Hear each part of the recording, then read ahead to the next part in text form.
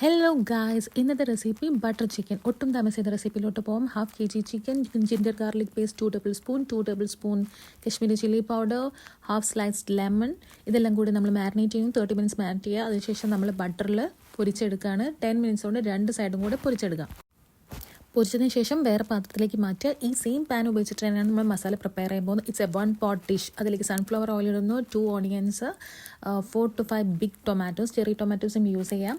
പിന്നെ കാഷ്യൂ ഒരു 20 എണ്ണം, ginger garlic paste 2 tablespoon, അതിനുശേഷം വിനേഗർ 1 ടേബിൾ സ്പൂൺ, ഇതിന് ആവശ്യത്തിന് ഉപ്പ്. എന്നിട്ട് ഇത് കുക്ക് ചെയ്തെടുക്കാം. കുക്ക് ചെയ്തതിന് ശേഷം നമ്മൾ എന്ത് ചെയ്യുന്നു, പൗഡേഴ്സ് ആഡ് ചെയ്യുന്നു. 2 table spoon Kashmiri powder, 1 table spoon garam masala. അതിനുശേഷം നമ്മൾ ബ്ലെൻഡ് ചെയ്യുന്നു. ബ്ലെൻഡ് ചെയ്യുന്നതിന് ശേഷം നമ്മൾ ബട്ടർ ഇടുന്നു സെയിം പാനിൽ തന്നെ. എന്നിട്ട് ഗ്രേവി ഒഴിക്കുന്നു.